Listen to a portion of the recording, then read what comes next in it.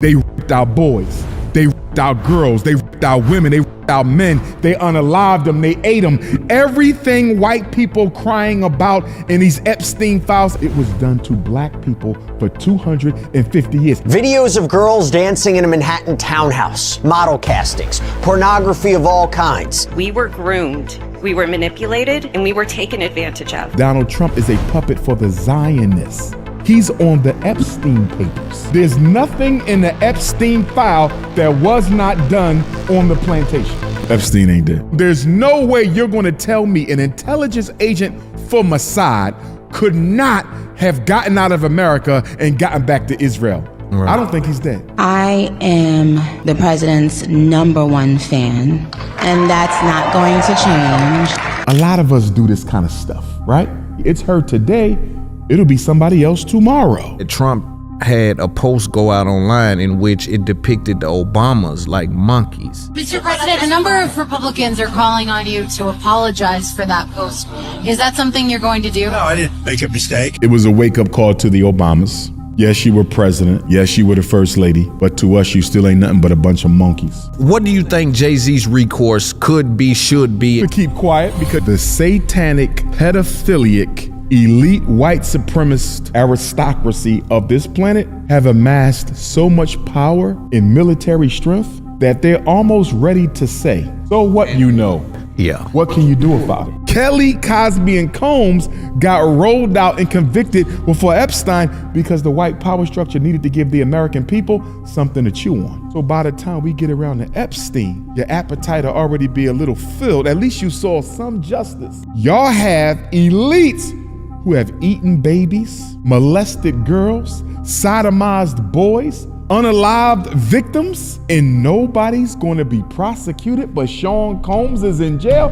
If I'm Puffy's team, we going back to court. We had to let the Roman Catholic Church off the hook because the Vatican is in bed with the Zionists. They know the American people are hypnotized. So if I drop Jay-Z name, y'all will run with Jay-Z name and forget about Bill Gates. Epstein was one of an entire cell of blackmail agents working for the Israeli Secret Service Mossad. Israel is the capital of the United States of America. Let's talk about celebrity politics. Nicki Minaj. Yes. Nicki Minaj has been in the news lately. It feels like that she is, I would say, she is damaging her reputation, if you ask me, from a black perspective. What's your thoughts on Nicki Minaj and some of what you've seen her do over the past couple of months? Nicki Minaj has out. She's still a black woman, so I'm not going to disrespect her from that angle. There's a certain degree of honor that I just have to give the divine feminine. But politically, she's a coon. To take sides against your home country, Trinidad, to take sides, not against the country, the political, but the people in it, because Trinidad has an East Indian president who treats the black people like down there. You see? You ain't standing for them. Because remember, Trinidad went against the other Caribbean islands and stood with Trump. When they didn't agree with him invading Venezuela, Trinidad stood with Trump against the Caribbean. Yes. And Nicki Minaj stood with the Asian president of Trinidad, the East Indian. And you know they can't stand black folks, right? But I think she has some East Indian parentage or whatever the case may be. Do you believe she's cognizant? Like she knows what she's doing? What she's doing. She always know what they're doing. She was never loyal to black people. But remember, Loon, this is not just an incident of a Caribbean African rapper coming to America and betraying the race or betraying the American African people who made her famous. A lot of us do this kind of stuff, right? It ain't unique to the Caribbean African immigrant.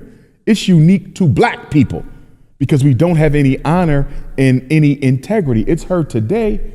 It'll be somebody else tomorrow. You see what I'm saying? The question is, what system are we going to put in place to punish and prevent this type of behavior? Because if we're not talking about how we're going to prevent or punish this type of behavior, and by punish, I don't mean no physical harm to nobody, but there needs to be sanctions for Negroes who betray the race. She is due sanctions for her betrayal of African people. And I don't think we should let it go. She's wrong. What happens is some of our artists and celebrities, they get championed as free thinkers when they move not. close to these controversial One of systems. the big mistakes we have always made, Loon, Brother Malcolm X said it, El Hajj Malik El Shabazz, fellow Pan-Africanist, fellow Garveyite. Our celebrity class, because they are a class, they are an elitist class of privileged Negroes, they should never be our spokespersons. They should never be our spokespersons, because what they are at risk of losing is too great for us to ever expect them to ride or die for the masses. That makes sense. But that's why the white man chooses them, because the white man knows if I put one of them out there, they're only going to go but so far. I done made them too comfortable. See that?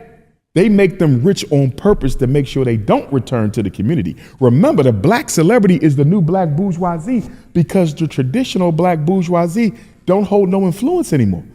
When I was a young boy, Michael Eric Dyson, we listened to him a little bit, right? Cornel West, we listened to them a little bit. They still got a little political cachet, but these millennials ain't listening to them. You follow what I'm saying? They not listening to them. Nah, they disconnected. Remember, 20, 30 years ago, scholars still held some sway.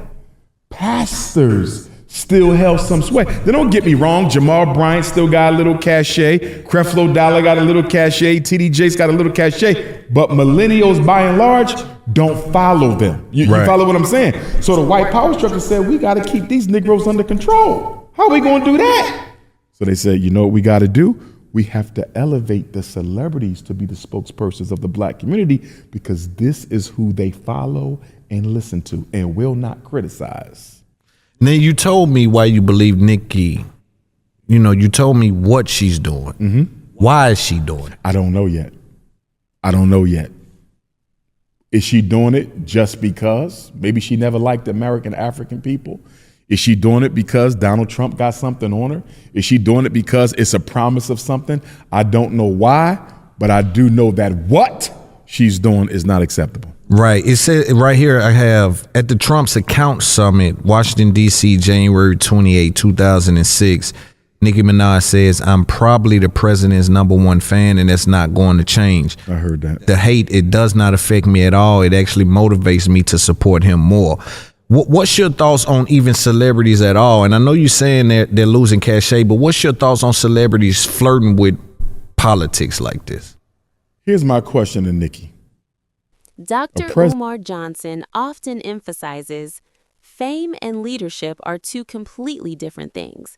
He explains that we often mistake popularity for authority. Just because someone has millions of followers, it doesn't mean they have the ability to strategize politically, understand complex policies, plan for long-term change. According to Dr. Umar Johnson, a celebrity's main focus is maintaining their public image, protecting their income, securing brand deals. Celebrities are tied to contracts with record labels, film studios, corporate sponsors, streaming platforms. If they openly challenge the system, the consequences can include cancellation of deals, restricted access to platforms, damage to their public image. As Dr. Umar Johnson says, being part of the industry makes it difficult to challenge the industry. Celebrities can inspire people, but inspiring is different from organizing. For example, when Kanye West makes political statements, people react emotionally. Social media debates start. But did he create a structured political agenda? Were organized policy demands set? Was there a negotiation framework?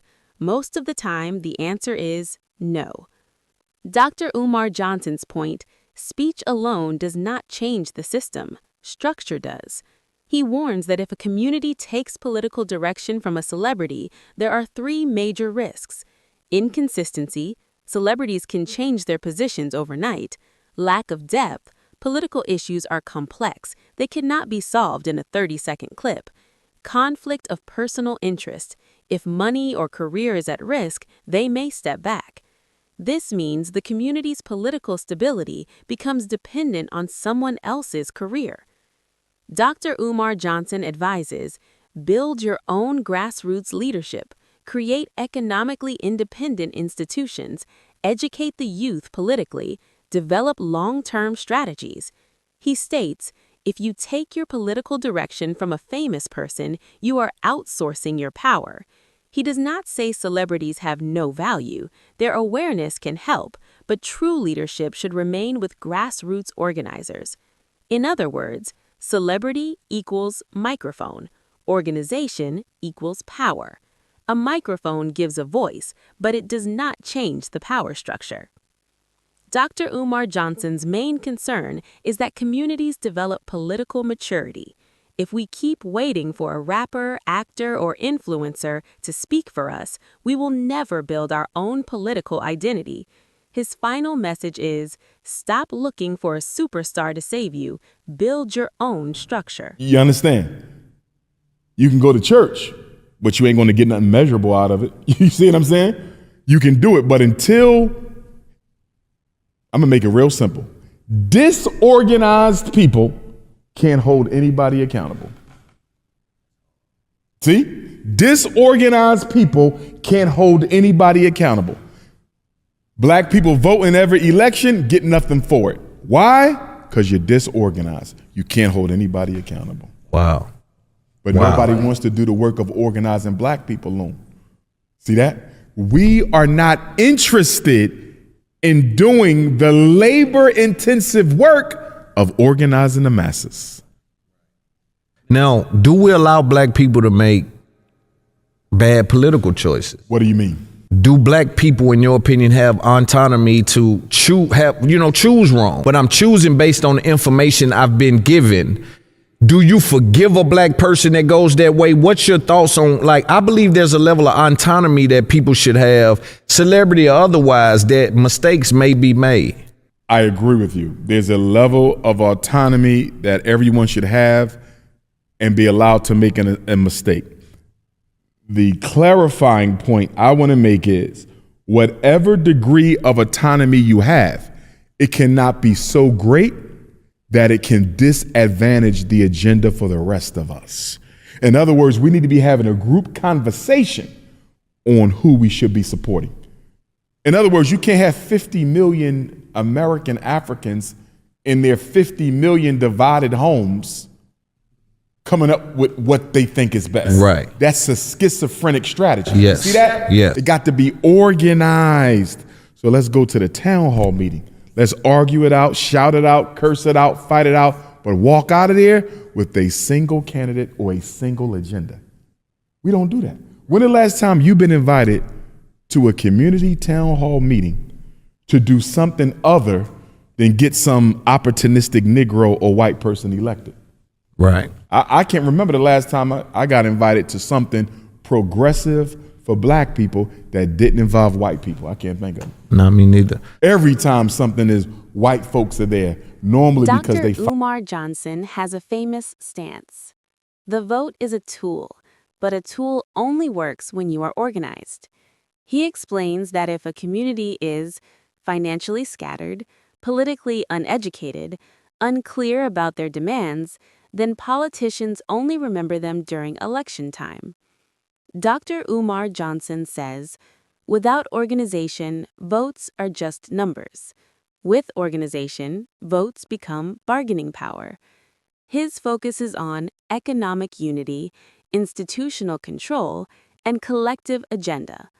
He emphasizes building structure more than giving emotional speeches. In Dr. Umar Johnson's view, voting alone does not create power. True influence comes when a community organizes itself, defines its demands, and acts collectively. The vote works only when it is backed by organization. Where for those 8 years, the president can almost do whatever he wants. But let me throw this at you. A big reason why Donald Trump is not being held in check is because Donald Trump is a puppet for the Zionists. He's on the Epstein papers. And the Zionists will expose Donald Trump being involved in the Epstein scandal if he don't do exactly what they tell him to do. They got him by the balls. And guess what? They got the whole U.S.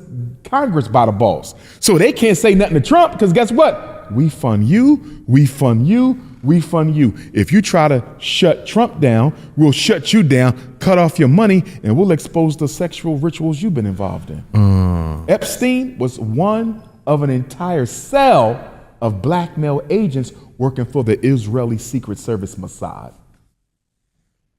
And a lot of people don't know about Mossad, and I kind of be quiet about. I know about this. Israel is the capital of the United States of America. Wow, that's a strong statement, which Israel a lot of people share that opinion. I think Candace Owens has also been kind of, speaking about a lot of that stuff, whether one way or another. But there's a lot of people that is kind of waking up to what you're saying, man. That's coming. And that's not new knowledge. I think a lot of people have already known that if you just knew the control. But I think it's getting younger of the people that knows it, right? So I think at a certain age, maybe those people, but I'm seeing people 27 that's peddling some of this kind of rhetoric. Here's the thing though, it don't matter no more. Why not? Because the elites, the satanic, pedophilic, elite white supremacist aristocracy of this planet have amassed so much power in military strength that they're almost ready to say, so what Yeah. What can you do about it? Yeah. You see it with the Epstein files. We finna get in it? Yeah. You see that? Yeah. You see with that? Yeah. What did Kamala Kash Patel say? He said nobody's being prosecuted. Wait a minute though. Y'all just took down Sean Combs. Sean Combs is sitting in a prison doing 4 to 5 years for voluntary prostitution.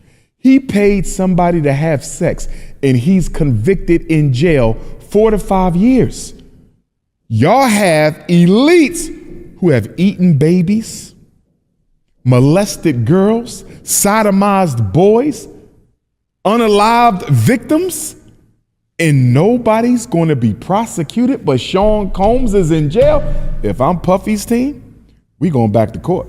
Yeah. If I am Sean Puffy Combs, I want my case reopened because somebody is going to explain to me why I'm in jail for prostitution, but yet we got evidence of Trump, we got evidence of Bill Gates, allegedly, Elon Musk, allegedly, all these grand knights of white supremacy, pictures, video, email.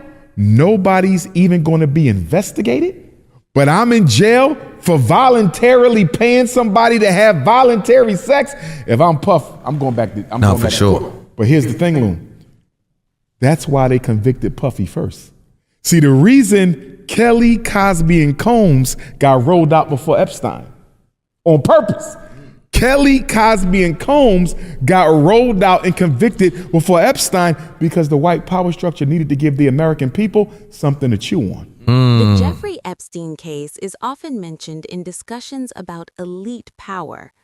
Dr. Umar Johnson uses this example to highlight that powerful people have legal teams, they have political connections, they have media influence. Because of this, justice can sometimes appear unequal. However, it is important to remember many allegations are not officially proven. Discussions are often based on opinion and suspicion. Dr. Umar Johnson's main focus is understand the system. Do not focus only on individual scandals. No follow through, no arrests, no charges, no nothing. You can't do nothing with them. They could be fake, they could be real. They're unrelated to Epstein. They just end up in that file because they collected everything. I don't understand how they end up in the file if they're unrelated to Epstein. Same thing. But when I looked into it, it seemed as if they were saying that anything from the time period that involves celebrities or men of stature and inappropriate sexual conduct got sucked into it. See, this is why I think they're confusing the public on purpose, even. I believe that. Because you trim it down and give us the Epstein files. Mm-hmm. If some of this shit is tips and things that you would say is unsubstantiated, keep it out of what you're calling the Epstein files. They don't want to keep it out. They want it in for the reason you just said, because they know the American people are hypnotized by sensationalism. So if I drop Jay-Z name, y'all will run with Jay-Z name and forget about Bill Gates. Yes. You see what I'm saying? Yes. So yes, they're doing that on purpose. What do you think Jay-Z's recourse could be, should be, and how you think? To keep quiet because you ain't brought nothing. Dr. Like if somebody- Umar Johnson's most controversial yet central idea is the system is self-protective. According to him, financial elites, political elites, and media corporations form a network that protects their own interests. If a celebrity speaks against the system, their contracts can be canceled, they can be financially punished, their public image can be damaged. Dr. Umar Johnson explains that this is why many celebrities eventually backtrack. Some of the, Israeli government and how, they're still influential in America. What do you take from Ye apologizing to the Jews and to blacks? Because he did throw blacks in there. Okay. Any apology? Yes. Okay, I think he threw blacks in there. What's your feelings on him apologizing to the Jews, and does this help or harm Kanye West? I don't have a problem with Kanye West apologizing to the Zionists. No more than I didn't have an issue with my brother Nick Cannon apologizing to the Zionists after he did the Professor Griff interview. Forgot about that. And the reason I don't have a problem with either one of them is they stood. At least you stood. Think about it, Loon. We got a bully coming through the front door. I'm too scared to fight him. You too scared to fight him. But the cameraman fights him. Right. He starts to beat the cameraman. Cameraman say, okay, I had enough. I'm not going to clown the cameraman. He did something you and I was too scared to do. At least he stood up and boxed him. When he realized he couldn't beat him, he backed off, but at least he gave it a shot. Nick Cannon at least stood up. Once he got overwhelmed, he said, okay, y'all, I stood. I can't do this on my own. Let me sit my ass down. Kanye stood even harder. Stood long. Yeah. I can't do this on my own. Lost it all. They not letting me do no concerts. They messing with my money. They trying to box me out. You see, I got the highest child support in American history, right? Let me sit down. So as far as I'm concerned, I'm good. Kanye could hold his head up because I don't know of another black celebrity who told the truth about the Zionists during their prime. The closest is Michael Jackson. Kanye told the truth about the Zionists in his prime and lived to tell about it. So the fact he had to apologize to try to salvage some of his career, I'm cool with that. At least you stood. Do you think it's sincere or strategic? Strategic. Stop the bleeding. Yeah. Because the art of war dictates strategy. You feel me? Yes. He's at a level where other black millionaires and billionaires, they're not going to get too close to Kanye because of what he said. Everybody's scared of white folks. Everybody's scared of the Zionists. Everybody's scared of losing their status in white society. So Kanye probably out there on his own for the most part. Now, for sure. They start debanking him and everything. Yeah. Now, that's your perspective on the Jewish side of the apology. What about the black side? Do you think he done something to black people that he owes an apology? And if so, should black people Slavery accept the was apology? a choice. A couple of other things he did, wearing the T-shirt with Candace Owens, that thing. He ain't the first, he ain't the last to disrespect the race. But I need him to know that can't be a regular course of action for him. Because we got to get to the point, Loon, where when you cross the race, you excommunicate it. We can't keep this revolving door. You feel me? We can't. Because if that's the case, that's what's wrong with the church. There's no standard, right? I go molest a kid, I get baptized, they accept me back. I cheat on my wife, I get baptized. The church doesn't hold people accountable. That's why people go. That's why they don't hold them accountable, because they need that money. You feel me? The black community can't be the black church. The black church don't hold nobody accountable, right? We can't be that. We got to have standards, but in order to do that, we got to come together, decide on what those standards are going to be, and enforce them. For sure. Let's talk about Umar Johnson's most controversial yet central idea is the system is self-protective. According to him, financial elites, political elites, media corporations form a network that protects their own interests.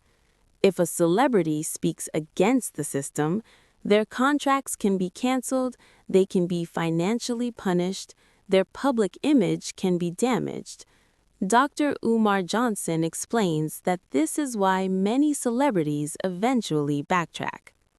Dr. Umar Johnson has explained many times that a public apology is not always about emotional regret. Sometimes it is about brand damage control, financial survival, legal risk management. If there is a billion-dollar industry at stake, a person takes strategic decisions. Dr. Umar Johnson says, "You cannot destroy the industry by staying inside the industry." His main lesson is, communities must build their own power. They should not depend on the rise or fall of any celebrity. Dr. Umar Johnson's core philosophy can be summarized as move from emotional politics to structural politics, move from celebrity culture to institution building, move from headlines to long-term strategy. His message may be controversial, but his focus is consistently on community self-reliance, organization.